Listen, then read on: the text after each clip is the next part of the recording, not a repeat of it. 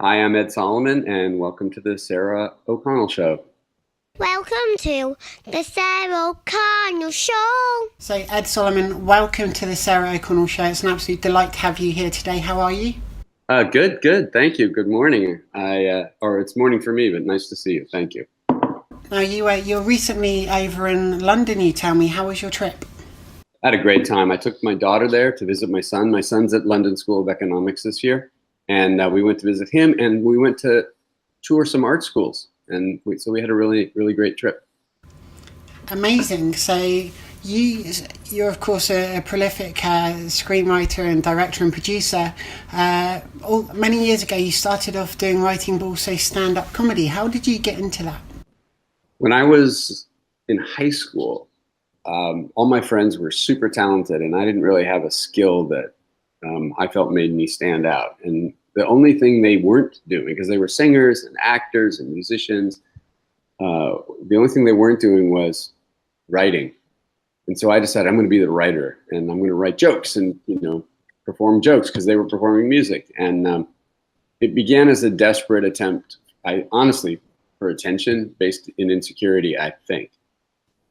Though when I look back even further, I know I always wanted to write. Like I wanted to write before that, and I guess that was my impetus was to try to gain some perceived equality among my friends.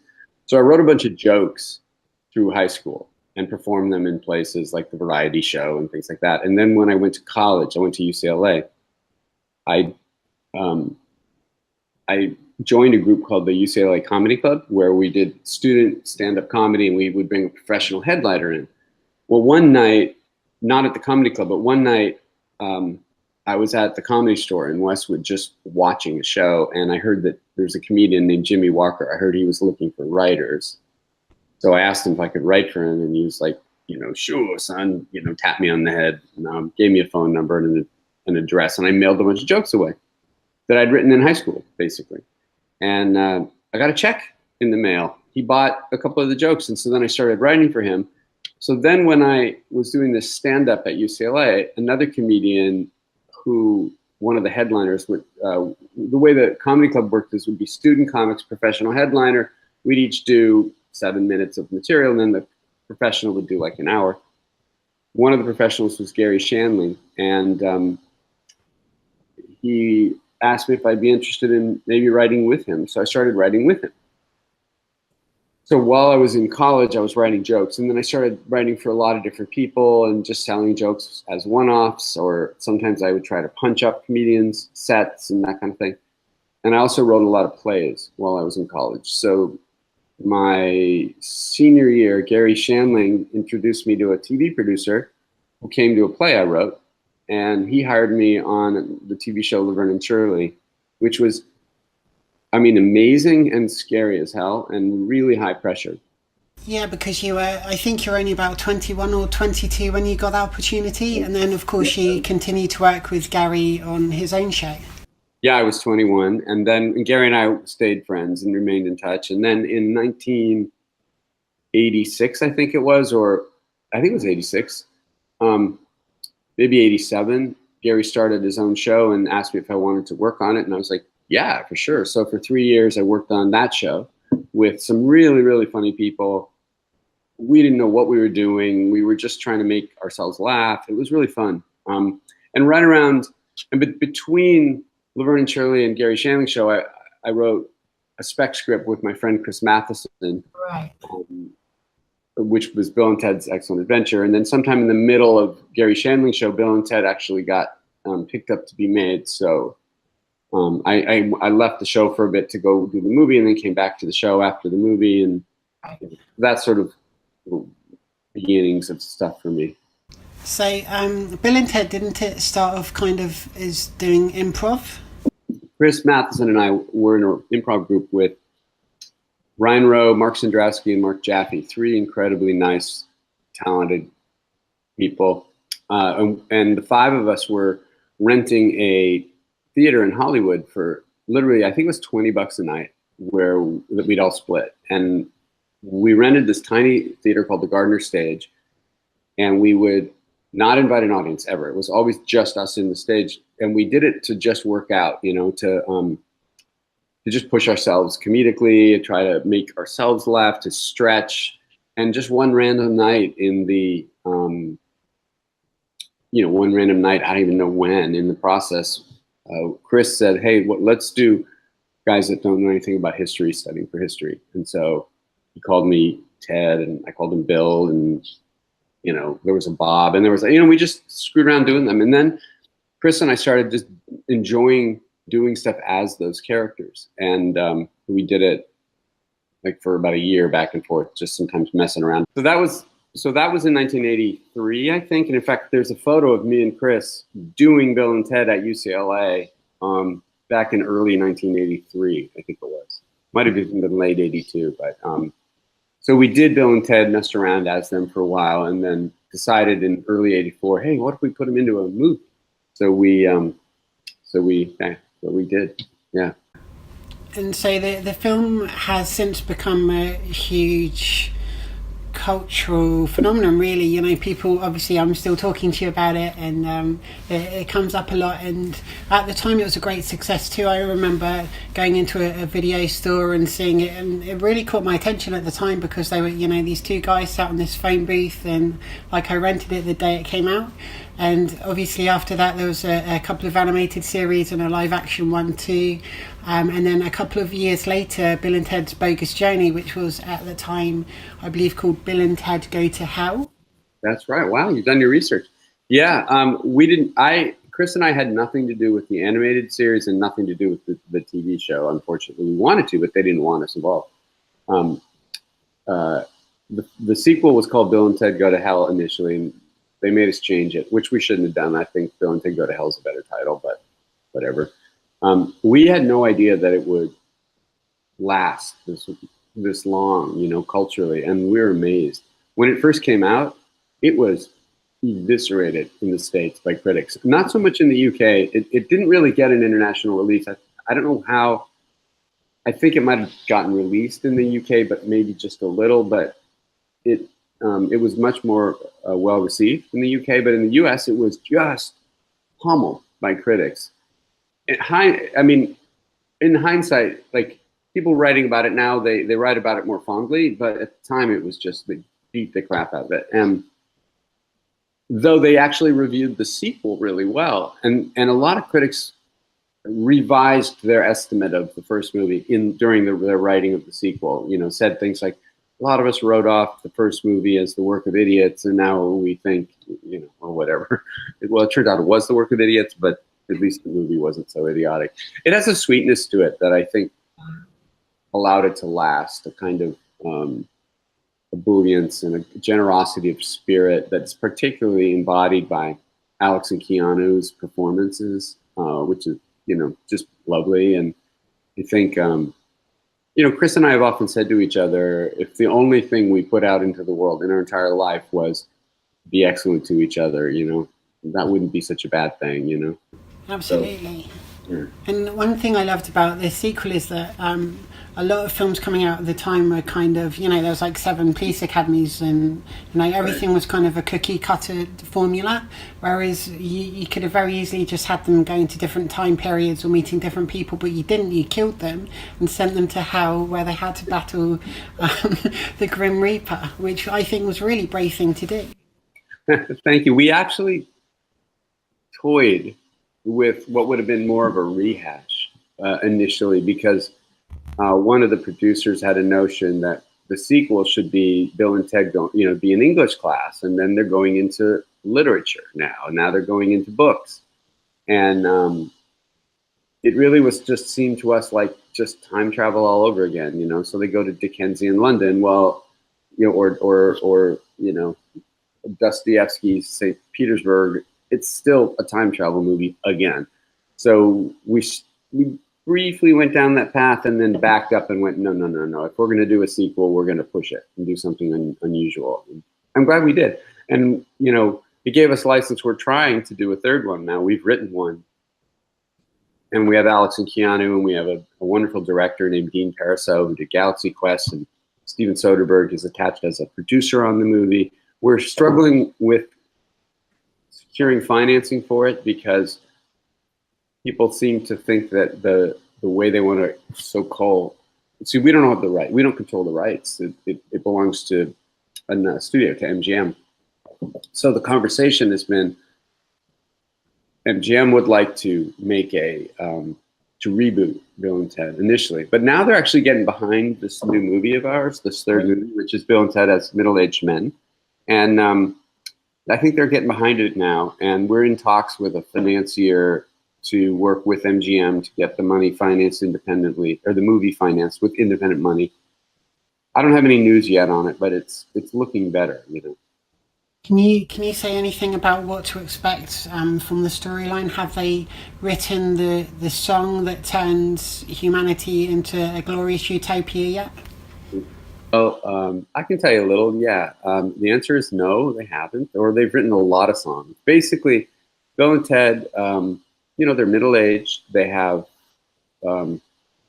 grown daughters who are about to leave the house. They have marriages that are working but stressed, and they've got a lot of bills and financial issues, and they've been chasing this dream ever since they were told in high school that they're going to write a song that's going to save the world. They're going to write the greatest song ever. And they've been writing songs and writing songs and writing songs, and their audience has just been kind of diminishing and diminishing. They've been on this treadmill, basically, trying to figure out what it's all about. And someone from the future shows up and says, if it doesn't happen now, it's never going to happen. And so the guys are terrified. And it's a story, and they're like scrambled to find it. And it's the story of what they do to, it's kind of like, to us, it's sort of like It's a Wonderful Life or A Christmas Carol. It's a exploration of the lives of Bill and Ted, done super absurd and comedic, but it's about their journey to sort of relook at their life, and just done as a comedy. I certainly, for one, would love to see it, and I'm sure lots of people around the world would too. Can you reveal anything about what might happen with the character of Rufus? Obviously, George Carlin sadly passed away in 2008, I believe.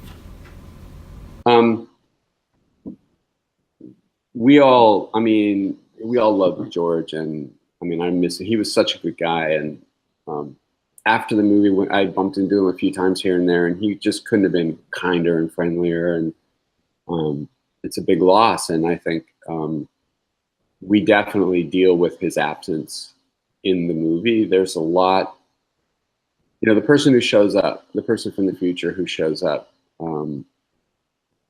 has a relationship to Rufus, and there's a one of my favorite scenes is Bill and Ted are on this journey trying to figure out where they went wrong, both in their past and in their future self. They go to visit all sorts of iterations of themselves as they look at their life, trying to find this song. They're on this desperate search for this song, and at one point they go back and they see themselves at the Circle K when they were teenagers, when they came to visit themselves when they first met Rufus. And we have a scene where Alex and Keanu now, at this time in their life, are interacting with themselves, played by themselves as teenagers. In other words, we're taking some of the footage from back then. So the guys see themselves at the height of their youthful optimism and exuberance, and they see Rufus. And I don't think I'm giving much away to say that Rufus's daughter is, they're visited by Rufus's daughter. That's who it comes. And Rufus's daughter her name is Kelly. So we named the character after George's actual daughter, Kelly, who I really love. She's just she's a comedian, she's an actress, she's a writer, she's a memoirist, she has her own radio show. And George was always super proud of Kelly and talked about her a lot, and actually met Kelly years ago on the set of Bill and Ted. She had a little part in the future scene. Oh, really? Yeah, she just did a little extra part. So it was, so that's why we named the character who comes from the future Kelly. And George's absence, Rufus's absence is a big part of the movie, actually. was a very poignant moment when they see him on screen. It's one of my favorite scenes in the movie. I'm really proud of the script, and I really hope we can get it made because, we wrote it on spec. We wrote it 10 years ago. We started it, I should say, 10 years ago. It took us a while to write. We rewrote it. We wrote it again. We've rewritten it again. And we did it on spec so that we could get it right creatively, and we didn't even, it's not like we had the rights to it. We just wrote it without the rights, but we wanted to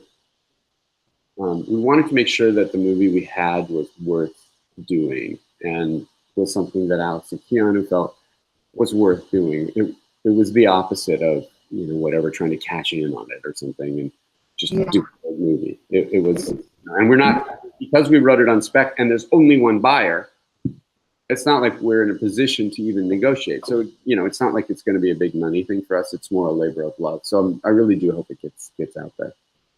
Absolutely. So everybody watching this, send messages to MGM and urge them to make Bill and Ted 3.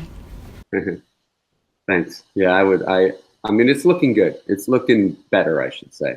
We've gone to the altar a bunch of times. We were with one studio and then it fell apart, and then another studio and then it fell apart. It's just, one of those things. It's just we're going to keep pushing. Please do. So another huge film that you worked on was with Barry Sonnenfeld, which was, of course, Men in Black. All right. That started off as a comic series. Was it difficult to adapt into such a rich, deep universe that you created on screen? Oh, thank you. Well, the comic book that it was based on only had a couple of issues. I think it was three issues. And at least when I got it, I think they might have expanded it after that. And it was kind of dark, and it was a little bit more of a drama. And it wasn't aliens. I think it was other stuff. I don't quite remember. But was it demons, maybe? Demons, I think it was demons. Yeah. And it wasn't something I understood how to do. And I was writing a note to the producer saying, I don't think this is something I can do, but if I were to do it, I would want to do it this way. I want to do it as a comedy, and I want to do it like you imagine a world where aliens live among us and we don't know it, but this group knows it, and more comedic. And when I stumbled on this notion like that, there are hints everywhere, like the tabloids, the National Enquirer and the Week, whatever those trashy tabloids are, those are actually correct. And when I went, oh, what if that's those crazy headlines in those papers are correct? I went, okay, now I know what the tone of it is. And I said, well, when I was writing it, I was like, if that's the kind of thing, I'd be really into it, but it doesn't seem like that's what you guys want to do. And they said, actually, no, that sounds great. So initially they said, this will take you 6 weeks to write. Of course, it ended up being like 4 years of arduous labor and being fired and rehired and fired again and rehired again. And it was a complicated and tough experience, but ultimately a really good one, and a lot of amazing people working on it. It's one of those movies where I'm so grateful. I'm grateful for Barry Sonnenfeld, who did such a terrific job with that movie, and for the back and forth I had with Walter Parks and Laurie McDonald Parks, two producers who spent a lot of time with me breaking down the story, and of course Will Smith and Tommy Lee Jones, who just crushed it in their performance. So sometimes you get lucky and stuff comes together and people are working at the top of their game, and it's just an amazing miracle, and that one turned out to connect. I was just so lucky to have been involved with that one, What was it like having written the script to actually see it come to life on screen? Because you perhaps imagine what the creatures and the monsters might look like, but what was it like to actually watch in a movie theatre? The amazing thing about seeing Men in Black, which by the way I've never seen in a movie theater. I only saw a screening of it. I saw the premiere, but that's it. And then I saw it one other time in my life on an airplane because I had to go give a talk on it. But I haven't actually seen it in the theater. But one of the most memorable experiences of watching it was just how much better the visual stylists made it than I had imagined it. You know, I had all these visual notions, but Bo Welsh, who was the production designer, made every idea that I had literally at least double or triple or quadruple times better. Just every thought I had visually, he exponentially improved. So that was, I thought the visual effects and Rick Baker's stuff. Eric Brevig did the visual effects, who's a brilliant visual effects artist. Everybody just made this thing way better than I'd even imagined it. And that's an amazing feeling, and a rare one, to be honest. Most of the time I don't feel that. Oh, really? So how does it work? So would you just write the dialogue, or would you also write the action? Oh, you write the whole thing. You know, you write what happens and what they say and the order it all happens. And, you know, yeah, you write the whole thing. Incredible. And was there a lot of improvisation on the set as well? Tommy did not improvise a lot. Tommy did a lot of editing. He would cut things correctly. Like sometimes I would overwrite something, or just, you know, have his character. I felt his character needed to explain things in a literal way, and sometimes he would do a better job of explaining it with just a look, or he would trim stuff, and he was always correct about that.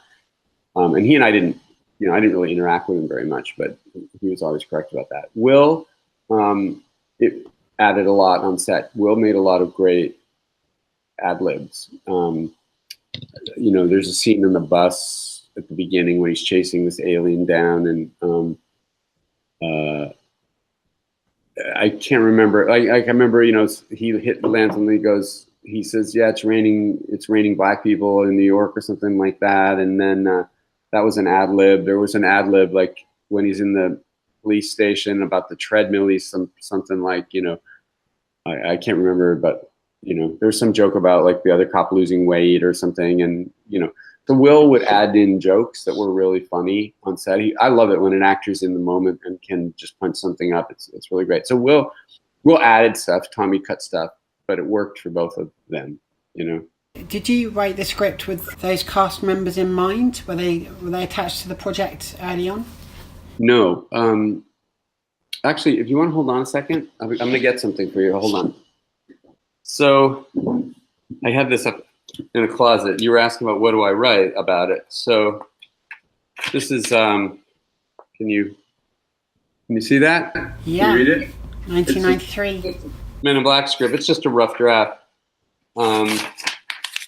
So, oh my God, this was a whole different beginning to it that I had written at one point. I forgot about this. It was an opening where Tommy Lee Jones' character comes in. But basically, this is a screenplay. I don't know if people have seen it, but it looks like that. And you don't have to actually read the words, but it's, you know, you say, exterior Minneapolis, nearly sundown, a pre-sunset city shot as we move in toward a high floor in a high-rise apartment. We pick up strains of a minor argument. And then there's I don't know if you can see it, but the dialogue and the character name, etc. So that's what a script looks like. So you're writing the whole thing. Initially, that was an attempt to start the movie with Tommy Lee Jones's character, which we did, but we shifted it around to be the INS scene where he's getting illegal aliens. But yeah, so as the writer, you write the whole, write everything. So yeah. Fantastic. And obviously you were attached to some other projects, Super Mario Bros. And Charlie's Angels and some other films throughout the 90s as well. But the next one I'd like to talk about is in 2003 when you directed Levity. Okay, well, I should also address Charlie's Angels. You know, I had a period of time, I did a few weeks of work on Super Mario Brothers. I wasn't the last writer. I was like 7th of 9 writers or something on it. And I don't have hardly anything in the movie. My name's on it. And it was really painful for me because I just didn't bother taking my name on. I just didn't bother. I got credit on it because I don't know why. I think people didn't want to take credit, but it was kind of painful. And then then I did the first draft of X-Men and I got credit on it. And I actually, like an idiot, took my name off it because my experience on Super Mario Brothers was one where I was like, I didn't really write it. I don't want credit for it. Yeah.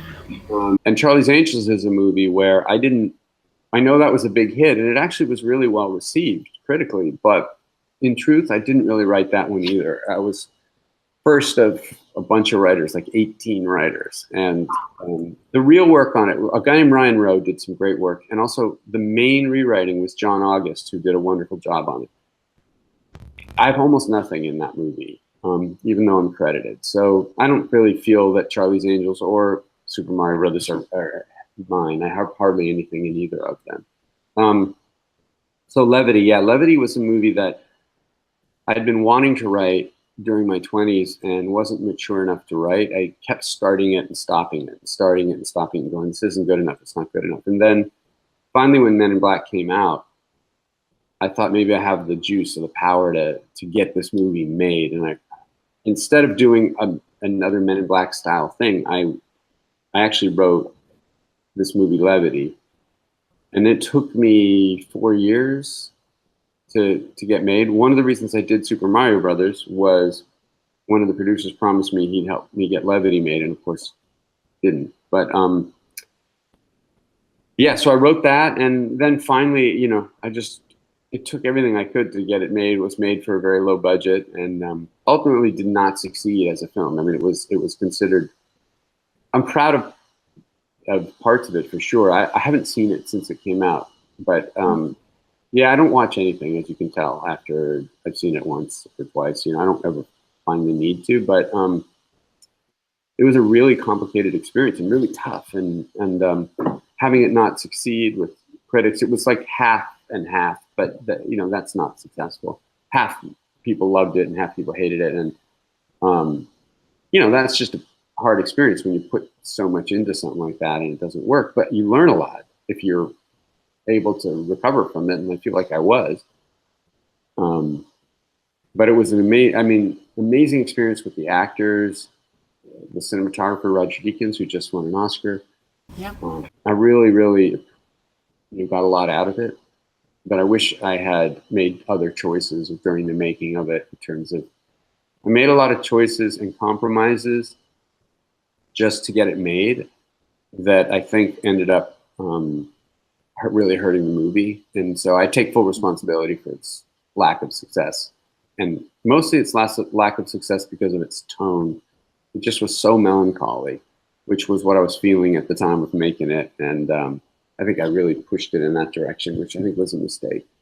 It's almost like when a singer releases a new album, it can very much capture their mood at the time. So it's interesting that it does that with movies as well. Yeah, and I think I had gone into it with a vision for it that was much more balanced. It was somebody carrying a heavy weight, but moving through a world that has a lot of lightness and light, and laughter and levity. And it was about him trying to connect with that world after having made a really fatal mistake earlier in his life. And it was about, how many good things does one need to do to make up for a bad thing? And is there ever any balance in that? And just because of the nature, initially I was going to shoot it in LA in the spring, in the warm weather, but a lot of things happened and I suddenly had to rush into production, shoot it in Montreal in the freezing cold, and we had very little money, so everything got stripped that wasn't essential. And I kept making choices to just keep it being made, okay, we'll do that, okay, we'll do that, okay, we'll do that, and strip that away and strip that away. And I was also under a lot of stress, and I was very lonely in making the movie, and that's what the movie became. And I think I didn't have the experience to know the things that I had to fight to keep versus the things that I believed I could wishful think by thinking, if I get rid of it, I can still make this movie work. And, I just didn't have the experience to properly shepherd it. Sure. Well, I really enjoyed the film. It's got a wonderful cast as well, and it's good just to have that learning experience, I think, as well, because it can sort of help with future productions. Thank you for watching it, and thank you for saying that. I really appreciate it. Very few people saw it. With Levity, it's like having a movie that you can almost keep track of everyone who saw it. It's kind of a nice feeling. I'm going to tick off your name. That makes 9 people. Yeah, thank you for watching it. And it's really incredibly, I really appreciate it. And I appreciate that you liked it. That's amazing. I mean, I don't think it's a bad movie. It never connected is the point. Yeah. Initially, I was thinking it was going to really connect because we did a couple of audience screenings, like with not just friends, but like actual legitimate recruited audience screenings with a test group. And it tested incredibly well. So I thought, oh, dang, it worked. But then just a bunch of critics came out early, just pummeling it very early on, and it didn't catch wind, it just didn't get any wind under its sails, and it never really got much of a release. So. It's so frustrating because there can be amazing films out there that nobody initially even sees, and then others that have like a big marketing budget that everyone sees and they're terrible. But I remember when The Shawshank Redemption first came out, and I loved the movie, but nobody was talking about it at the time, and it was only like a decade later that people started sort of championing it when they saw it on TV or DVD. And yeah, for sure, I was always hoping secretly, not secretly, I should say, because I'm certainly not secretly because I'm saying it to you, but I was always hoping that maybe some critic would stumble upon it later and go, hey, this is something we overlooked, or, I wouldn't mind. I'd love it if that thing found a new life in some way, but it may not. It may not ever. It might just be one of those very small little releases. I am told by some people, I'm being maybe a little bit more dismissive of it than I probably should, because I do hear from people who have really connected with it, and that's a nice thing. And Billy Bob has said to me that that's one of his proudest movies, that one of the movies he's proudest of doing, and that has made me feel really good. So, yeah, it was an amazing performance. Yeah, he did it was really interesting. Yeah, and there's I'm really proud of the music done by Mark Oliver Everett, the cinematography, the performances by the actors, the set design. It's just, it's just you have to be in the mood for it, I guess. Absolutely. So moving on a decade now, I want to talk about Now You See Me, which came out in 2013. Now there's been surprisingly few movies that focus on magicians or illusionists. So I think it was a fantastic basis for a movie. Oh, well, thanks. Well, the idea for Now You See Me was not mine. It was Edward Reichort, a writer who had worked on it before I did. And I think what's great in Now You See Me is due to Ed Reichort, who came up with this notion of magicians who pull off this magic trick that people can't believe. They rob a bank in Paris from a stage in Las Vegas. How did that happen? And the central question, which is, are they magicians or are they thieves? And that was Ed Reichort's notion. I came in just about a month and a half before production to do a pretty massive overhaul of the script, not because of Ed Reichort and Boaz Yochim's draft, but they had been rewritten, and then there was a lot of production changes, and change that was taking place, and then it was cast, and like all these things changed, and suddenly they needed a giant overhaul of the script to make it work for all the logistical things that were happening. I mean, I had to change so much so fast for no reason other than the movie had just changed completely, interestingly. Anyway, the reason I bring that up is I had to really quickly get into the mindset of magicians. And that thing that you said about how there aren't a lot of movies being made about magic, and that's because you can't really film magic and have people believe it. It just doesn't look real and right. So to me, it was more about having the movie itself be the magic trick and getting in the mindset of a magician and creating that suspended state of that kind of delicious state of suspension that an audience, when they're watching a magic trick, is in. They know they're being lied to, they know they're being tricked and fooled, but they also know that the magician's going to make it all work in the end. And I think in the first movie in particular, that really sustained the feel and the mood. Even though there's a lot of plot holes in it, it held together kind of well, and it was fun. Yeah, because the film itself almost plays out like a magic show, because you don't know what's going to happen, and there's loads of surprises as well, and you know that these people, even in the worst of circumstances, are going to somehow get the upper hand. Yeah, yeah. And that was, I think one of the little secret recipes of the movie, and, or raising how did it happen, and then kind of explaining them in a surprising way. It was a really great, again, due to Ed Reichort and partly Boaz Yakin, who it was initially Edward Reichort's idea. He brought Boaz Yakin on. They did the first draft.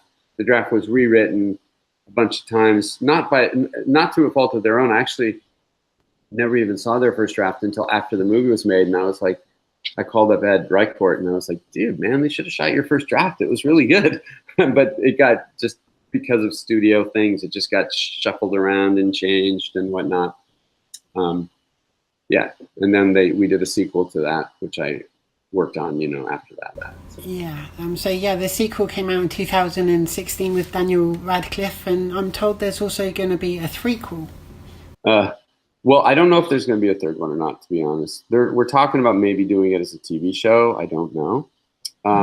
The second movie, it was interesting. They didn't have actor deals to do a sequel. So the actors, in order to get the actors to commit to the second movie, and this I actually credit the actors with their motives behind this. They each wanted to know that they had legitimate parts to play.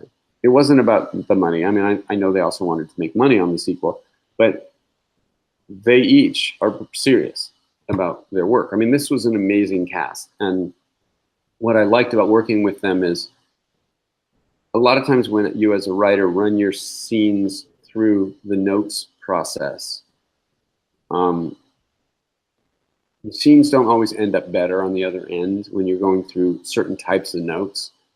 But when I ran the scenes through these actors, like when I would finish a scene for, let's say, Jesse Eisenberg and Mark Ruffalo, and then they'd read it and give me notes and feedback, I'd hear them do it, and then I'd revise it. The scenes were always better after. That was not always the case. Like if you're running it through certain executives or whatever, sometimes you're having to scramble and fight to make it work after that. But the problem with the second movie, to the extent that there was problems with it, was in order for me to give every actor, and we had a giant cast. I mean, you have Mark Ruffalo, Jesse Eisenberg, Dave Franco, Lizzie Kaplan, Morgan Freeman, Daniel Radcliffe, Michael Caine, Sanaa Lathan, David Warshawski. You've got like this group of incredible actors. In order to service them all, quote unquote, Woody Harrelson, I forgot. Oh my God, and Woody, right? In order to get them all legitimate roles, I had to write a script that was way too long. And because the script was too long, and again, I just didn't have either the time or the talent to figure out how to make all these parts meaty and worth them playing in the amount of time necessary to make the movie as short as it needs to be. And so my script was too long. And every time I would trim it, one of the actors would fail because now I didn't have anything to play. I wanted to have actual scenes that work. And then I'd put stuff back in. And so we went into production with a script that was too long. And the problem there is you have to edit that at the end because the movie just ended up too long. And so I'll take the hit for that. That was my fault. I just couldn't figure out a way to make it shorter. So the last half of the movie, which was an incredibly intricately designed 45-minute magic trick, got edited into such a way that it almost doesn't make sense. So the movie didn't hold up as well in the back half, and because of the way it had to be cut in order to just make it shorter. Yeah, so it actually, I think, could have been a better movie than the first movie could have, and had all the makings of it. And I think John Chu did a wonderful job with the movie, and the cast was really strong. But the script, I think, inhibited its ability to succeed in the way it needed to. I really enjoyed both films, and hopefully the series will live on through either the big screen or the small screen. Oh, thank you. I appreciate it. I appreciate it. I'm glad, and thank you for watching them. I Yeah, found thank you. I found this today. Actually, I went to the press screening of it, and there was a magic show, Oh my God. which was fun. Oh, sweet. So next, I'd like to talk about one of your most recent projects, teaming up with Steven Soderbergh, which was Mosaic, a thriller which was recently shown in the UK on Sky Atlantic and is still available for anyone to download if they'd like to watch it. Thanks. I loved working on Mosaic, and I'm super proud of it. I started it 4 years ago. Stephen had an idea and some prototype, some IP, I mean, that he and Casey Silver, who was the producer, were toying with, and they wanted to experiment with seeing if it was possible to do a branching narrative story, a story that you pick a character and follow one way or another way. I got involved with Stephen on this prototype, which was an entirely different story than Mosaic, but it was just an experiment. I sort of was a consultant, so, just throwing some ideas around with him. Then he shot it and decided, you know what, I want to try and do a long version. Let's come up with a new story. And we started meeting.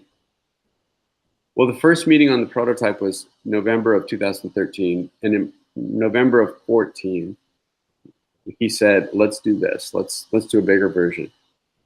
And we started throwing ideas around. I wanted to do a story about guilt and somebody examining a crime, a death that he or she might or might not have been complicit in. And he wanted to do a story about true crime, like a sensational murder in a small town of a larger than life character.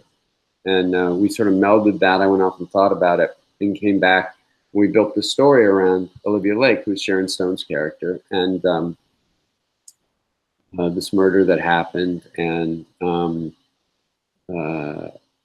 the sort of chain of events that happens when a dream dies, and the energy that's released in the environment. And this story, Mosaic's about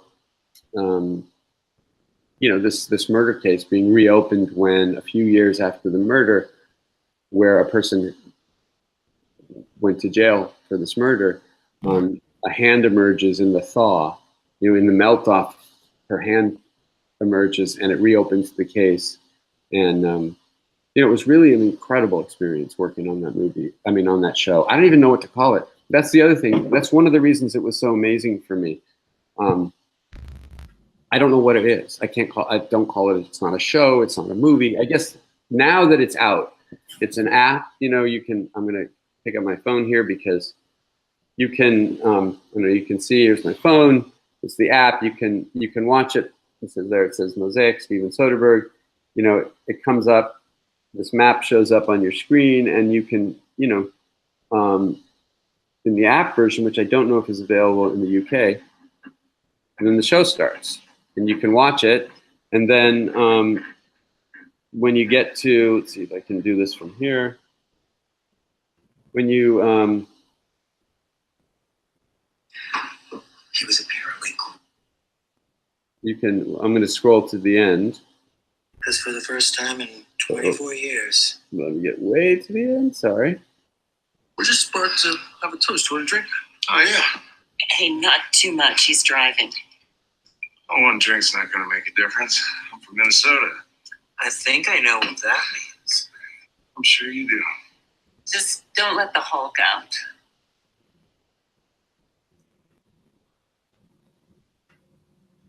So you get to this moment. I don't know if you can see that. And then you can pick one side or the other side. So that was how it was initially conceived, to be this branching narrative thing. And then it became clear that two things. One, so a lot of people won't have the technology to be able to watch this. And two, what about overseas? What about international? Like, how are people going to watch this? Because due to various regulations having to do with HBO and their, license deals, because this was free, and there's like a whole bunch of reasons that it couldn't be released internationally that way. And also, we needed a little more money to build out the tech on it. Steven said, "Hey, what if we did a linear version as well?" So that's why we went, okay. And going into production, knew that we would be doing a branching narrative version, which was a 7.5 hours of story where you pick a character and follow that character, and depending on who you pick, you see a very different perspective of the story. So there's that version, and then there's the broadcast linear version, which is a 6 1-hour episode miniseries or limited series or whatever you would call it. That was an amazing experience. Like, not just working with Steven, the amazing cast, the challenge of putting together this big and complicated story in a way that no one's done before. That was a great gift to be allowed to bushwhack in that way, to work in uncharted territory, and then to take that whole piece and reimagine it as a linear broadcast story told up more objectively, as opposed to the branching version, which is more subjectively, following one character through a story and learning as that character is learning things. In the linear version, you see things the characters don't see. You follow this character, then this character, then this character, so you're ahead of the characters, which creates a different kind of tension. Just the lessons I learned going through this process has made me a better writer coming out the other end, and man, that is all you can ask for. And I'm really proud of Mosaic. I think Steven did a beautiful job with it, and I'm really, really happy to have had this opportunity. And he and I are working on some new ones. I just spent last year, the entire year, working on a new one. Not Mosaic, but new story, new characters. Having learned what we learned, taking the lessons we learned from Mosaic into the next one. So would that also be an interactive experience on an app as well as a TV show? Very possibly would be both. I enjoyed the fact that it came out in two different forms, and I would be happy to do this one in that way too. It's kind of cool having wrestling with the same story being told in very different ways, and learning from the way the story is being told what is the optimal way to do it. We did not, with Mosaic, we did not just take the footage from the linear version and just reorganize it. We actually went, or I should say Steven went back and literally rebuilt it shot by shot for the linear version. So with the new one, going into it, I'm thinking, okay, if we do the branching version goes this way and the linear version would go that way, and I'm starting another one now too. So I love working in this form. I love being kind of on the frontier of where storytelling is, and I don't know if I definitely don't think all stories should be told this way, but I really love working in this form. I think it's really interesting. Absolutely. It kind of reminds me of those choose your own adventure books that came out. They were really popular in the 1980s. Yes, but unlike those, you're not determining. I don't like the stories where in narrative where you the viewer are determining what happens in the story.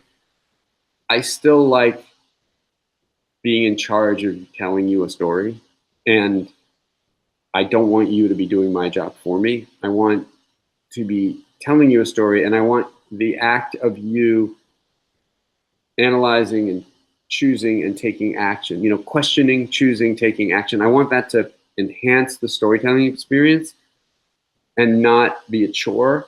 And I'm not as interested in the stories where if you go this way, the character lives, and that way the character dies. I'm more interested in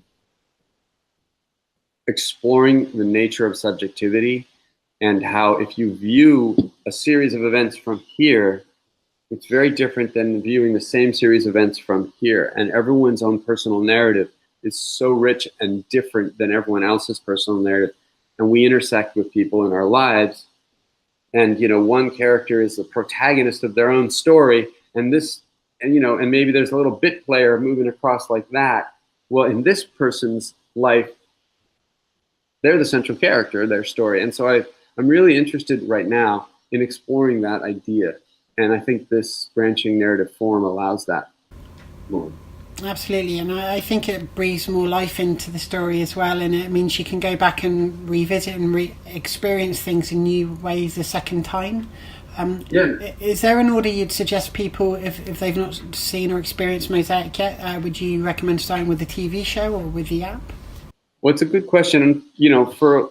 For viewers who have the ability to use the app, I think the question to ask yourself is it more interesting for me to go in and do this? Do I want to watch something on my computer or phone or iPad and interact?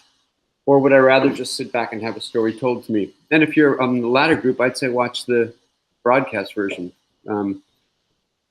There's different material in each, and the broadcast version is not as definitive as the app version. There's a definitive end to the app. There's not a definitive end in the broadcast version. Normally I wouldn't say that, but people have already said that publicly, so I can say it now. But not because we were trying to drive people to the app at all. We just felt like the broadcast version had different needs as a story. It was a more interesting story in the way we thought it ended. So yeah, I think for a certain type of person, the broadcast version's better, and for some people, the app is more fun. But I would say don't go back and forth between them because they're structured so differently that if you're doing one, do it to completion if you feel like completing it. Do it to completion before you do the other if you want to do both. Okay, well, thank you for the recommendation. It's a fantastic show, and I suggest everybody checks it out. And I'm excited to see what you come up with for this technology in the future. It's really exciting. Oh, thanks. I really appreciate it. Thank you. Yeah, I really enjoyed working on it. 600 pages and finished it, wrote it on spec all year. So we'll see what happens. We're going to go out to set it up soon. So I hope I have good news. That's incredible. So definitely watch this space for more of that. Now you're also working on The Invisible Man for Universal. I was working on The Invisible Man. I'm not anymore. I stopped about a year ago. I was going to be doing it. I did a draft. I worked hard on it. It was a frustrating experience ultimately because at the end of the day, the studio and I had a different point of view, I guess, over what the movie wanted to be. And I think Universal was in the process of maybe reorganizing what they think their monster universe wants to be. So, I think we both, the studio and I, went into it thinking that the movie I wanted to tell and the movie that they felt they needed could overlap. But at the end of the day, they were just too different. And they didn't really care for the direction I was going in. So we parted ways, basically, which is a way of me saying they fired me. Right. Yeah, I really liked what I was trying to do, and I really thought it was solving their problems for them. But I think they wanted something less. They just wanted a different movie than what I was ultimately trying to do. So it didn't work for us together. So they went a different way with it.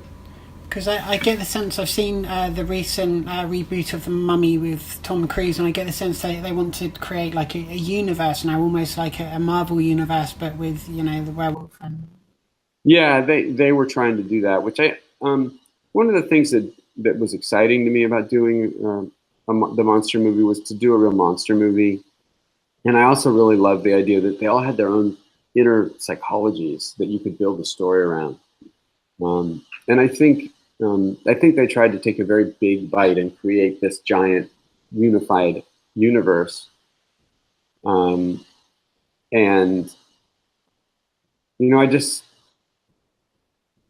I think they had a giant ambition for it, and I think are now rethinking. Well, did we do we approach it right? I don't know. I'm not criticizing them. I think that they did they had a very ambitious desire up front, and I think they're rethinking okay, did we do that right or not? I don't know, because the Mummy, I think, was always battling with itself. Like, is this a monster movie or an action movie? And, I think I know it made a lot of money internationally, but I think that was a lot of questions about what is it at its core? And I think those are the questions that I think need to be solved before they keep going with the universe. Yeah, because the film was trying to do quite a lot of things at one time. It was trying to set up that entire universe in one movie, which is, I think, a difficulty that Warner Brothers and DC have kind of had a bit. They're trying to almost replicate what Marvel did in 18 movies in like a couple of them. And what I think people have to realize is Marvel did it organically. They grew their movies organically. The movies were one-offs that were true to their core. And then gradually it all started to come together as a universe. And I think that's still what is unexplored in the monster universe, which is the potential for really interesting monster movies that could gradually over time start to come together and form their own universe that feels organic to it. But, because of the success of Marvel, and because studios are giant corporate run entities now, they used to not be, people try to replicate success. And sometimes that success happens through means that are difficult to analyze numerically and, formulaically. They come from a different place. And so sometimes that's hard for people to acknowledge and to understand, and it becomes hard to replicate unless you have the patience to let everything grow organically, to use the word again, And I still think there's a lot of potential for that monster universe, but I think they need to really view them as monster movies, I think. Absolutely, because there's such a rich history with them, and some films have worked over the years, some haven't, and you just got to concentrate on the script and make sure you get it right, and not try and bite off more than you can chew, I guess. Yeah, for sure. I mean, I think they'll get it right. I think they just had to.